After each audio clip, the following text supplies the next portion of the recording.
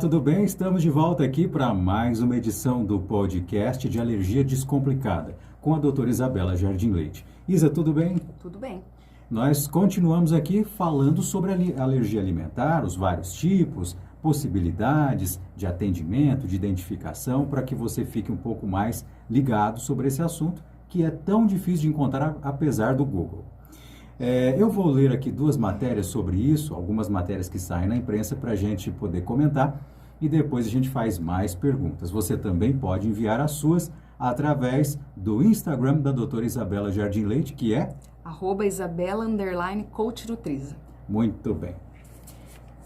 A primeira matéria que eu quero ler aqui é da Veja, intolerância à cafeína. Reconheço os sintomas da alergia alimentar. Olha só que coisa complicada num brasileiro, um brasileiro que tiver tem intolerância à cafeína. Intolerância à cafeína, né? Então, na linha fina fala que a condição é mais comum do que se imagina, mas as pessoas não costumam associar o mal-estar ao estimulante. A cafeína está presente em diversas bebidas, em diversos alimentos, especialmente no que o jornalista chama de paixão mundial, que é o cafezinho. Então temos aí cafeína em chocolates, em termogênicos, em chás, e que desencadeiam uma série de sintomas como dor de cabeça, agitação excessiva, desconforto estomacal ou tremores, que podem ser alguns dos sintomas. Enfim, vai falando aqui dos sintomas mais comuns e tudo mais.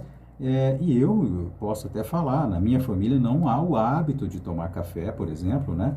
E eu, quando tomo café, fico completamente sem atenção, eu perco completamente a atenção. Mas, enfim, é sempre uma coisa, eu estou falando aqui porque, pela história de vida, eu chego nas casas, as pessoas oferecem café. Sim, café é a paixão nacional, né? Como a própria matéria disse. Exatamente. Na minha casa, não tinha café, nunca teve. Porque na sua casa todo mundo era sensível à cafeína. Exatamente, provavelmente, né? E então, como que a gente pode explicar isso para as pessoas que estão em casa? Então, a cafeína ela é um estimulante, né? Acho que isso a maioria das pessoas deve saber. Então, justamente por isso, as pessoas que são mais sensíveis desenvolvem essas características que são próprias do consumo de estimulantes, só que de uma maneira exacerbada, né? Aumentada. Então, a pessoa fica com dor de cabeça, fica com dores de estômago, porque a cafeína ela estimula também a aumentar a produção de ácido clorídrico, então pode dar azia, essa sensação para as pessoas que são mais sensíveis, essa coisa do tremor, de perder sono e tudo mais, que já é uma coisa que principalmente perder o sono, né? A pessoa ficar mais agitada e tal, já é uma característica da cafeína. E aí a pessoa, quando ela é sensível, essa sensação, essas sensações, né, que a cafeína traz ficam aumentadas. Mas deixa eu comentar uma coisa muito interessante que eu já percebi aí logo na chamada, né? A intolerância à cafeína, que é muito comum. Conheça os principais sintomas dessa alergia. Intolerância e alergia não são a mesma coisa. É muito comum ter essa confusão. Então, você veja que a própria chamada da matéria faz uma confusão, né? A intolerância é comum. Conheça os sintomas da alergia. Ela não deixa claro se ela está se referindo a uma intolerância ou a uma alergia, né? E são coisas diferentes. Precisa ficar claro que são coisas diferentes para que o tratamento seja diferente, para que... Enfim, a alergia, a alergia, eu acredito que no caso da cafeína seja mais uma intolerância alimentar, porque a alergia, ela normalmente envolve o sistema imunológico, envolve uma resposta imunológica. Então, ela costuma ser mais grave, com sintomas mais sérios, né? E a intolerância, ela está relacionada com o processo digestivo, ela não tem envolvimento do sistema de defesa. Então, provavelmente a pessoa que tem essa intolerância à cafeína e não alergia, ela tem uma sensibilidade maior e desenvolve esses sintomas, porque o organismo não dá conta de metabolizar, né, de digerir e tudo mais, toda aquela quantidade de cafeína. Muito provavelmente também, é claro que existe, né, uma diferença de sensibilidade de pessoa para pessoa, mas muito provavelmente por conta do excesso. Porque, como você disse, tem um monte de coisa. Tem chocolate, tem vários tipos de chás, várias bebidas, aquele refrigerante, né, que quase todo mundo gosta e fala que é viciado, tem muita cafeína. E o próprio café, né, que na sua casa não tinha, mas na maioria das casas e dos locais tem. E tem muita gente, especialmente pessoas que trabalham, né, próximo de uma garrafa de café, toma café o dia inteiro, né? Então, aí acaba até desenvolvendo uma sensibilidade. Às vezes, não é nem que era uma coisa do organismo não estar dando conta, não estar fabricando o que seria suficiente, mas porque a pessoa é que está consumindo uma quantidade tão grande que o organismo não dá conta, né? Ele se cansa no meio do caminho e aí começa a ter esses sintomas típicos da intolerância alimentar. É curioso, né? Porque a gente tem tanta informação, tantos alimentos, tanta variedade de alimentos, mas parece que a gente é preguiçoso, a gente sempre compra Come os mesmos. as mesmas coisas. Eu acho que aí a gente pode juntar vários fatores, né? Não sei se é preguiça, mas talvez a necessidade de fazer as coisas muito rápidas, né? A gente tem um estilo de vida hoje que a gente quer tudo rápido. Então, a comida tem que ser rápida, a gente não para mais para se alimentar, para fazer um lanche com calma, é sempre comendo enquanto está fazendo alguma outra coisa ao mesmo tempo. Então, as pessoas querem coisas rápidas, comidas rápidas, coisas que estão à mão. E aí esse tipo de comida ou de alimento acabam sendo mais dos mesmos, né? E aí a pessoa acaba exagerando no consumo destes alimentos. Porque, como você disse, a gente tem uma variedade tão grande de alimentos que daria pra gente variar muito mais, né, do que a gente varia. Aí soma-se a isso hábitos que foram aprendidos de forma errada, né? Não tem o hábito de diversificar as refeições, comendo frutas, legumes, verduras, etc. Então, tudo isso junto, né? Acaba mais o vício, porque cafeína vicia, como ela é estimulante, ela vicia. Então, a pessoa começa a sentir necessidade daquele estimulante, e às vezes acaba exagerando na quantidade. Então, é tudo isso junto, né? Pode levar a essa intolerância. Muito legal. Agora tem uma matéria bastante chata aqui, né? Enfim, grave, da revista Crescer, que é de julho de 2021, mães que perderam filhas por alergias alimentares lançam campanha de conscientização no Reino Unido, talvez aqui demonstrando, né, isso que a gente tem falado aqui, dessa tamanha dificuldade de obter informações sobre esse assunto. Então, comenta aqui que as mães Emma Turrey e Tânia Edna Laperouse, do Reino Unido, lançaram a campanha de conscientização sobre a importância de especializar profissionais de saúde para um tratamento adequado de casos como de suas meninas, cujas mortes, segundo elas, poderiam ter sido evitadas. E aí vai falando das reações alérgicas graves e, enfim, falta de socorro, enfim, a tragédia familiar que abateu essas duas famílias, mas que elucida ou que joga a luz, para a gente poder comentar aqui, sobre essas alergias que são comuns em crianças, né? E, às vezes a família não tem aquilo, mas a criança passa a apresentar. E o que a gente pode falar sobre isso, né? Quer dizer, quais são as possíveis causas, enfim. Então, a alergia, como já foi dito várias vezes, né, no outro podcast, no nosso episódio anterior, hoje, ela sempre depende muito da sensibilidade pessoal. Mas sim, existem pessoas que são tão sensíveis a ponto de correr risco de vida, né? Muita gente já deve ter ouvido falar do tal do choque anafilático, que nada mais é do que uma reação alérgica, né? Pode ser a um medicamento, pode ser a uma peçonha, né, que acho que fala, né, que é quando o bicho pica e ele tem um veneno que causa uma alergia na pessoa, e pode ser também a um alimento ao qual a pessoa tem muita sensibilidade. Ela pode sim desenvolver o choque anafilático. O choque anafilático ele está sempre relacionado com aquela resposta imunológica rápida. Então, o choque anafilático normalmente é rápido, não vem da alergia tardia, não. Normalmente a pessoa comeu aquele alimento que, quando for, né, causado por alimento, e logo em seguida já pode ter um choque anafilático, né? E eu acho, assim, que o que é mais importante, talvez, porque embora exista, assim, o risco e é preciso se conscientizar desse risco, não é tão comum. Não é assim, não é o que acontece na maioria dos casos, mas o que é importante é a conscientização de que isso existe, de que as alergias alimentares existem e que elas existem principalmente em crianças, porque eu vejo muito as pessoas falarem assim, engraçado que coincidentemente acontece isso também com quem está emagrecendo. Aquela coisa da pessoa falar, ai, mas só um pedacinho, Você tá de dieta, não tem problema, pode comer só esse pedacinho quando o pessoal tá emagrecendo, né? E no caso da alergia, acontece a mesma coisa.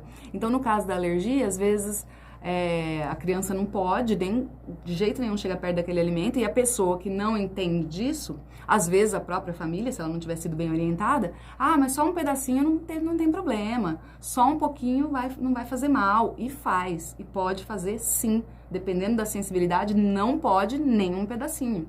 Não pode nem comer num potinho que está suja de um alimento que ela não pode, porque não pode nem ter traços, né, daquele determinado alimento. Então, sim, faz mal, sim. E as pessoas precisam entender isso, principalmente quando o caso é criança, porque criança não tem maturidade para entender, né? Então, dependendo da idade da criança, ela não vai entender por que ela não pode. Ela até sabe que ela não pode, mas às vezes não adianta você explicar. E aí, se você ainda tem adultos ou pessoas que convivem, né, com essa criança, que não entendem a importância de nem sequer oferecer para ela, ela acaba ficando sempre muito suscetível a essas crises alérgicas, porque ela pode ter pessoas falando isso, mas é só um pedacinho.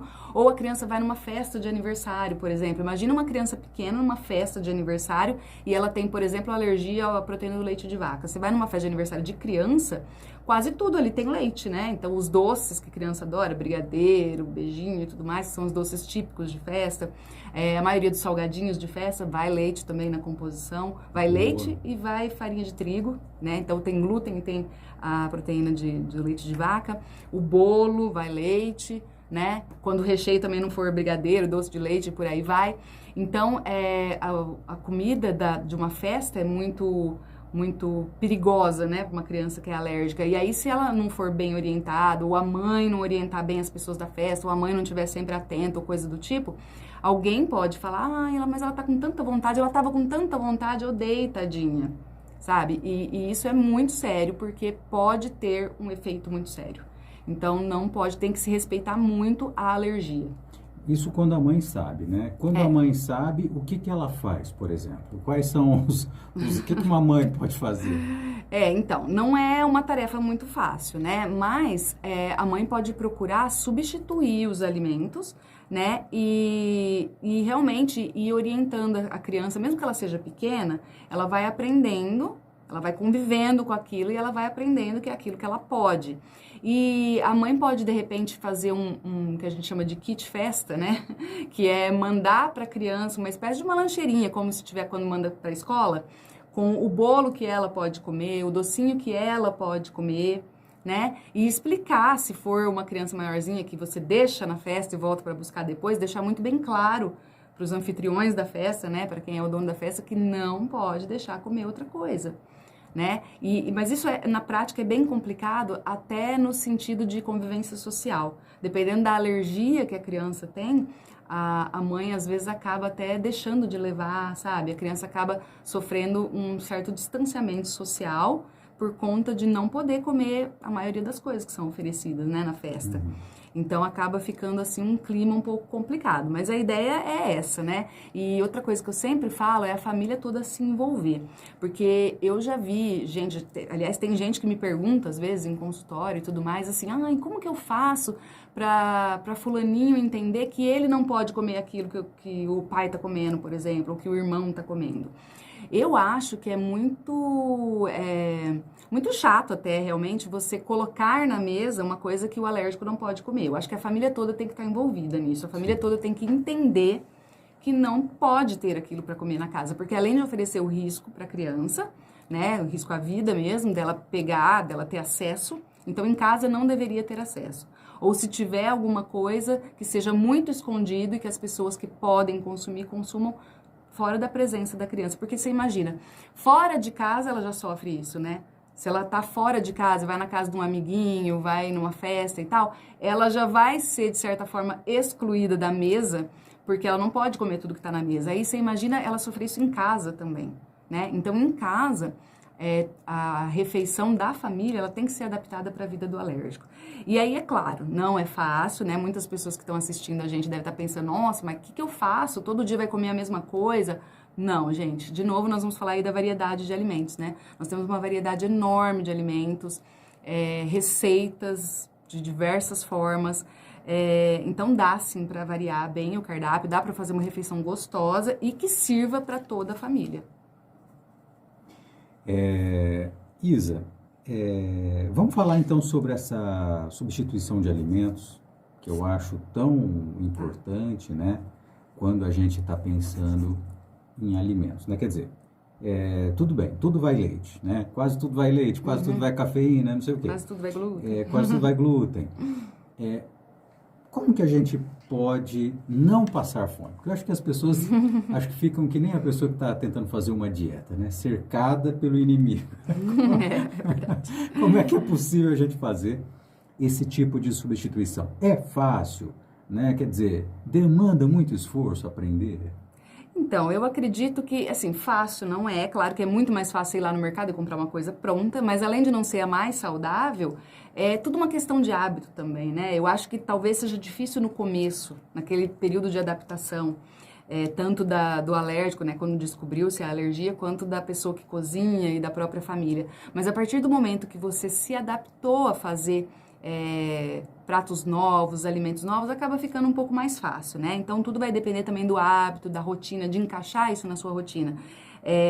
Agora, a gente tem alguns alimentos que são substitutos, né? Então, por exemplo, eu vou falar aqui dos mais comuns, que é alergia ao glúten, alergia ao leite de vaca, proteína do leite de vaca. Então, em relação ao glúten, o que tem glúten, o glúten ele é a proteína do trigo, do centeio, da cevada e pode conter traços na aveia, então a gente também pede para tirar a aveia. Então, qualquer alimento que use um desses 4 na composição tem que ser evitado pelo alérgico. E aí, como a gente diz, tudo tem glúten, né? Tudo vai farinha de trigo. Aliás, esse pode ser, inclusive, um dos motivos, um dos prováveis motivos de ter aumentado tantos casos de intolerância, porque tudo tem, né? A farinha de trigo, especialmente, ela é um ingrediente mais barato, né? Então, por causa da quantidade, e ela oferece uma elasticidade, né? A proteína da farinha de trigo, do trigo, ele oferece uma elasticidade à massa que outras farinhas não oferecem. Então, para fazer pão, para fazer bolo, para ele ficar bonito, para ele crescer, então, industrialmente, é mais interessante usar a farinha de trigo. Fica mais fofinho, né? Fica mais fofinho, fica outro aspecto. Então, eu acho que talvez essa seja a maior dificuldade na hora de substituir a farinha de trigo. Eu acho que não é nem tanto por achar outro tipo de farinha, mas conseguir o resultado. Eu acho que é um pouco mais difícil. Mas até isso também vai da questão de começar a fazer, né? De criar o hábito de fazer sempre, você vai fazendo sempre, vai aperfeiçoando e tal. Ou pode procurar cursos que ensinam, né? Receitas, enfim. Normalmente a gente pode substituir a farinha de trigo e aveia, centeio, cevada, por farinhas de arroz, né? Então, farinha de arroz, farinha de coco, farinha de milho, fécula de batata, o amido de milho, né? Que a gente popularmente conhece como maisena. A gente pode usar araruta, pode usar tapioca, então, farinha de mandioca. Então, a gente tem vários tipos de farinha, ainda mais no nosso país, que a gente já tem esse hábito, né, de ter outras farinhas à mesa. Então, acaba ficando até que, de certa forma, para você encontrar uma farinha que substitua, relativamente fácil. E não é tão caro hoje em dia, né? Não é. Dependendo da farinha, não. É um pouco mais cara as farinhas de oleaginosas, né? Que o pessoal usa aí na dieta low carb. Então, tira a farinha de trigo e coloca, por exemplo, uma farinha de amêndoa, uma farinha de castanha. Aí, elas são mais caras e não são as mais indicadas para quem é alérgico, né? Porque as oleaginosas também contêm proteína de difícil digestão e também podem causar alergia. Então, o ideal mesmo é que se substitua por essas outras que eu falei. Claro que se a pessoa comprovadamente não tiver alergia à oleaginosa, porque não é porque tem alergia ao glúten que tem também as oleaginosas, né? As castanhas e amêndoas. Se ela não tiver, claro que eventualmente ela pode usar essa farinha também, né? Basta não ser nem de trigo, nem centeio, nem cevada e nem aveia, pode usar qualquer tipo de farinha. Mas aí tem que tomar sempre aquele cuidado do rótulo também, né? Porque existem algumas farinhas que são mix. Você vai lá e compra farinha sei lá, farinha de mandioca ou farinha de milho, centeio, mas aí você olha no rótulo, vê lá que tem misturado um pouquinho da farinha ou aquelas misturas prontas para bolo, né? Às vezes você compra lá bolo sabor milho e compra o sabor milho achando que só tem farinha de milho. E aí você vai olhar no rótulo, tem também farinha de trigo. Aliás, às vezes tem só a farinha de trigo e é só aromatizante de milho, aromatizante, corante e tudo mais, né? Mas mesmo que tenha, ainda que tenha o milho, muitas vezes tem também a farinha de trigo. Então tem que tomar bastante cuidado com o rótulo e com os alimentos prontos, que possam ter traços de glúten. Que às vezes não tem a farinha propriamente, ou nenhuma dessas que eu citei, mas pode ter sido manipulado na indústria com o mesmo equipamento que manipulou alimentos que contêm glúten e ele pode deixar traços. Né? Então tem que ficar bem atento com os prontos. Mas os feitos em casa, basta você trocar o tipo de farinha que você está usando na hora de fazer um bolo, um biscoito, enfim, os produtos que vai farinha, né?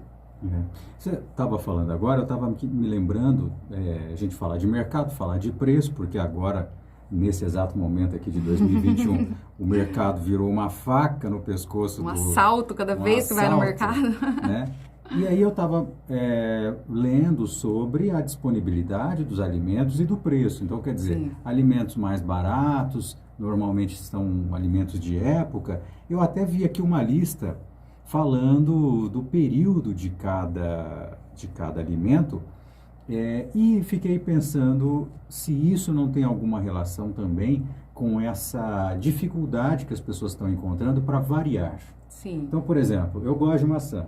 Mas então, não é o ano inteiro que é Mas época, não né? é o ano inteiro. Então tem uma época do ano que ela fica caríssima. Sim. E eu paro de comer. Sim. Né? Será que isso também não estimula a pessoa? Tipo, não, eu vou pagar porque eu gosto de maçã, eu não gosto de outra coisa. Às vezes acontece isso mesmo, mas se a gente parar para pensar, né, para observar, a própria natureza meio que quer estimular a gente a variar o cardápio, né? Porque essa questão da sazonalidade é uma coisa... Sazonalidade, né? Sazonalidade. É uma coisa muito importante, porque além do alimento ele ser mais gostoso quando ele é colhido na época, né? Porque além de ficar mais caro, já que você usou o exemplo da maçã, eu vou usar o mesmo exemplo. Além da maçã estar mais cara fora de época, às vezes ela tá meio aguada, meio sem sabor, né? Porque ela provavelmente foi cultivada numa estufa, meio que à força, né? A força entre aspas, né? Eu não sei exatamente da parte aí de agricultura e de cultivo, mas quando não é época, eu sei que tem que fazer algumas coisas diferentes para que a planta se adapte e dê frutos mesmo não sendo época. Então, por isso ela fica diferente. Então, ela fica diferente, ela fica mais cara. Então, talvez seja realmente uma boa coisa para se pensar você buscar alimentos que estão na época, né? Então, a gente tem aí diversas tabelas, até acho que na internet é muito fácil de encontrar uma tabelinha que tem a época de cada alimento. E aí, procurar variar com essas frutas, com esses legumes. Inclusive, embora possa existir, sim, alergia a alguma determinada fruta, alguma determinada verdura, coisa do tipo, existe, principalmente intolerância mais do que alergia, né? Porque as frutas não são tão ricas assim em proteína, mas normalmente é intolerância. Mas embora exista, são casos assim raríssimos e normalmente tem alergia a uma fruta específica, não a todas. Então percebam que quanto mais natural o alimento, mais difícil dele causar alergia, né? E ainda que as pessoas falem, poxa, mas o leite também não é natural? O leite de vaca não era para ser natural pra gente, né? O leite que é natural pra gente é leite humano. Então, o que é natural e foi feito pra gente não costuma causar intolerância ou alergia na maioria das pessoas. Tem uma lista super interessante aqui, olha. Por exemplo, de janeiro a abril, o abacate, a banana, nanica, banana maçã, figo, goiaba, kiwi, laranja, pera... limão Tahiti, maçã gala, mamão, pêssego, pitaia. De maio a agosto... É época do frio, né? Aqui no Brasil. A carambola, cupuaçu, laranja Bahia, que são, por exemplo, você não acha laranja Bahia para vender, né? Você só acha laranja pera e laranja lima no mercado, né? Morango, tangerina poncã. De setembro a dezembro, aí a lista é grande. Outros tipos de abacate, abacaxi, acerola, amora, banana prata, caju, coco verde, jabuticaba, laranja pera, enfim. Então dá para você pensar, só por essa lista de frutas aqui, que você poderia começar, nem que seja para economizar no mercado. Nem que seja com a desculpa de economizar. E tem essas listas também em relação a verduras, legumes, né? Tudo que é cultivado na terra tem a sua época. E aí, se a gente procurar sempre incluir o alimento da época, vai pelo menos economizar no mercado. Eu fico pensando também o quanto isso é bom para quem está, por exemplo, ensinando uma criança a comer, né? Sim, com certeza. Porque a pessoa come a mesma coisa, a criança come a mesma coisa que a mãe e o pai. Sim. E aí aparece um prato diferente, não quero. Exato. E aí, se você come sempre a mesma coisa e descobre que essa mesma coisa causa alergia na criança, aí como é que fica? Fica mais difícil tanto para a família se adaptar à dieta dessa pessoa que é alérgica, quanto para a própria pessoa, né? E principalmente, mais uma vez, se for criança, porque criança não tem maturidade para entender. Então aí ela, de repente, ela vai pensar, poxa, mas até ontem eu podia tomar meu leite com chocolate, por que agora eu não posso mais? Né? E por que eu tenho que, além de tudo, ter que ficar comendo coisas que eu não gosto? Né? Porque criança tem muito isso, né? Aliás, hoje em dia tem adulto, né? Muito adulto. Muito adulto que não quer comer pela nutrição que aquele alimento traz, quer comer porque gosta. Então a gente escolhe o que a gente gosta de comer e não o que a gente precisa comer. E aí para o alérgico isso é muito mais sério, né? Porque envolve coisas que vão além do peso ou da estética. Envolve realmente a saúde, não que o peso também não esteja envolvido com a saúde, mas é uma coisa mais tardia, né? Agora, a alergia, dependendo da sensibilidade, pode ser sério e pode ser rápido, né? Isa, você falando de criança, eu me lembrei aqui de hábitos que as pessoas têm com bebês. Não sei até que ponto isso pode ter algum efeito, né, nas alergias. Mas, por exemplo, a gente vê, inclusive, as pessoas que gostam muito, por exemplo, de refrigerante, enfiando refrigerante na mamadeira de bebês de meses, né? Dá até arrepio. Dá. Né? Dá um arrepio, é verdade. Isso é muito sério. Inclusive, existem, assim, evidências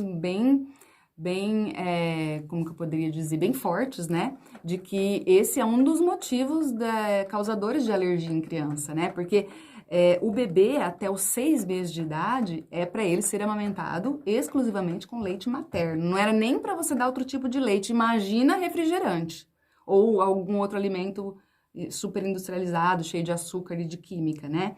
Então, o bebê, ele inclusive, a orientação de dar exclusivamente o leite materno até os 6 meses, não é por um acaso. Existem algumas enzimas digestivas que a criança, o bebê, só vai passar a produzir a partir dos 6 meses. É por isso que a gente orienta que a introdução alimentar seja a partir dos 6 meses. Porque até os 6 meses, o corpo do bebê só produz enzimas para digerir o leite materno. Entendi. Então, e aí se você oferece antes, não significa que toda criança que foi oferecido antes vai desenvolver alergia, mas a chance é muito maior. Principalmente quando o que você ofereceu não foi um alimento natural. Por exemplo, a gente tem como recomendação até os 6 meses exclusividade do leite materno, mas algumas mães, quando tá lá com 5 meses, às vezes dá um chazinho natural, né? Um suquinho de fruta natural, uma fruta raspadinha só para experimentar, aí é menos grave, né? Muitas vezes não vai nem acontecer nada.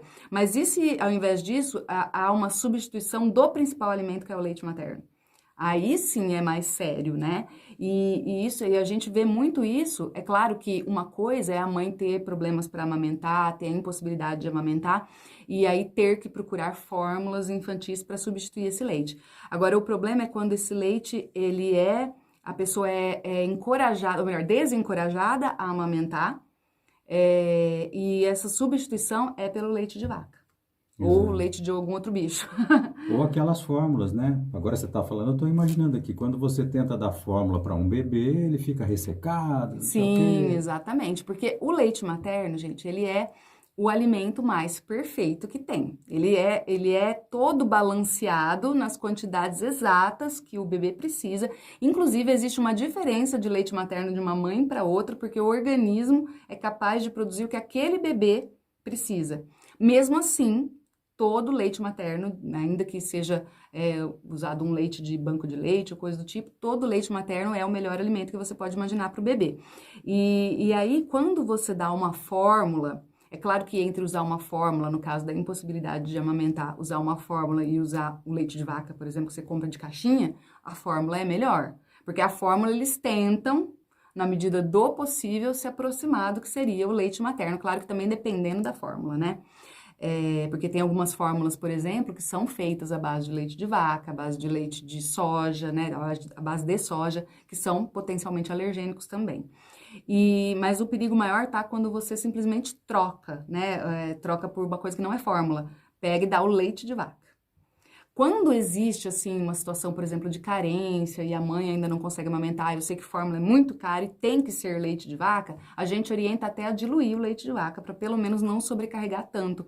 E é engraçado isso, porque a gente ouve muito as mães dizerem que, não são todas, né, mas existe muito essa cultura de achar que o leite materno é fraco. Ah, é. Né? E por que que o leite materno é fraco? Porque a gente precisa comparar com alguma coisa para chegar à ideia de fraco.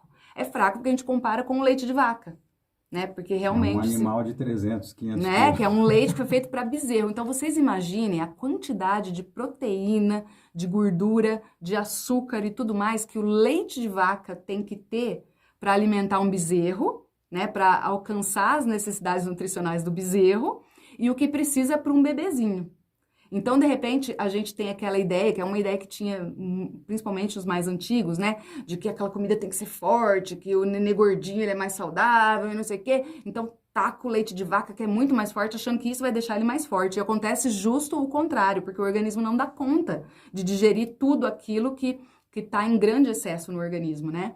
Então, para você ter uma ideia, o leite de vaca, a proteína do leite de vaca, 80% dela é caseína, que é uma proteína que também tem no leite materno. Só que no leite materno ela tem uma porcentagem bem pequenininha, porque é uma proteína muito difícil de ser digerida pelo nosso organismo. Quer dizer, tem a quantidade que um ser humano deveria exatamente, consumir. é uma quantidade pequena, porque é o que o organismo do bebê dá conta e é o que ele precisa, né? Então, o leite materno, ele tem, a maior parte das proteínas dele é lactoalbumina, e do leite de vaca é a caseína. Então, é uma proteína muito mais pesada, e aí o contato antes da hora, ou precoce, com esse leite de vaca hiperproteico, uma proteína muito pesada, pode causar alergia ou intolerância, justamente porque o organismo do bebê não dá conta. E aí vem esse mito do leite é fraco, é muito melhor eu dar o leite de vaca do que o meu, porque o meu é fraco. Se você pegar o leite materno e colocar num copinho e no outro você colocar o leite de vaca, vai parecer que é fraco mesmo. O leite materno, ele parece aguado. Aliás, 80% do leite materno é água. Mas é isso que o bebê precisa. Exatamente. Por isso que quando troca pela fórmula fica ressecado. E nem leite de outro animal, tipo Nem cabra, leite. nada. Isso, nenhum outro bicho que não seja gente. Porque, assim, cada mamífero, né, produz o leite ideal para sua espécie, para alcançar o potencial máximo de desenvolvimento da sua espécie. Então, o leite de cabra é feito para os cabritinhos, o leite de vaca é feito para os bezerrinhos, e o leite de mãe que é feito para o bebê. Um bicho né? que nasce já fica de pé, né? Então, não é exato, um é uma situação completamente diferente, né? Então, para você ver como o leite de vaca ele é pesado demais, a gente orienta, né? Como eu disse, quando existe assim um problema de econômico, né? Situação de carência e tal, não dá para a mãe conseguir fórmula de jeito nenhum, não vai deixar também a criança passar fome. Ah, mas eu só tenho acesso ao leite de vaca. A gente pede para diluir com água o leite de vaca, quando é para o bebê muito pequeno, porque o leite é muito pesado para o organismo da criança. E é por isso que, inclusive, a alergia à proteína ao leite de vaca, ele é uma das alergias mais comuns em criança, por causa dessa exposição. E mesmo que não seja precoce, mesmo que você tenha amamentado, né, amamente a criança aí até 6 meses, 1 ano, 2 anos, às vezes mais, mas ela já começa a comer outros alimentos que contenham leite de vaca, né? E principalmente esses alimentos que são conhecidos como alimentos infantis, né? Aqueles danones né, com corante e tudo mais para criança, bolinhos para criança, aqueles pãezinhos pequenininhos, bisnaguinhas, tem leite na composição. Então, tem muita coisa que é para criança que tem leite na composição. Então, ela acaba tendo um contato precoce, ainda que não tome o leite de vaca. E é curioso, né? Agora a gente passa por um momento meio anti-ciência e tal, e muita gente, eu já ouvi falar, mas agora todo mundo tem alergia à lactose ou à intolerância à lactose, e as pessoas parecem que não conseguem olhar para trás, né? A quantidade de alimentos que hoje a gente tem disponível que não tinha antigamente, Sim. A quantidade de uso de leite que a gente tem hoje que não tinha antigamente, e também as facilidades de diagnóstico, né? Sim, exatamente. Eu acho que é uma somatória de fatores aí, né? A gente tem uma facilidade de diagnóstico, ainda é difícil o diagnóstico de alergia, mas eu acredito que antigamente devia ser muito mais. Provavelmente nem se conheciam todas essas alergias, né? E também a gente tem um acesso muito mais facilitado a alimentos industrializados, né? E os alimentos industrializados são cheios de ingredientes alergênicos, porque são os ingredientes que são fáceis são mais baratos, dão resultado melhor na aparência, que isso, industrialmente falando, né, para serem vendidos, é o ideal não, é o que chama mais atenção, né? Então, de fato, tem leite escondido em praticamente tudo que é industrializado, né? E glúten é a mesma coisa. Então, a gente come mais e, ao mesmo tempo, tem mais facilidade de diagnóstico. Muito bem. Isa, obrigado, então, por mais esse bate-papo. Eu é que agradeço. Nós apresentamos para você aqui o podcast Alergia Descomplicada e a gente volta na próxima semana. Um abraço e até mais. Até mais.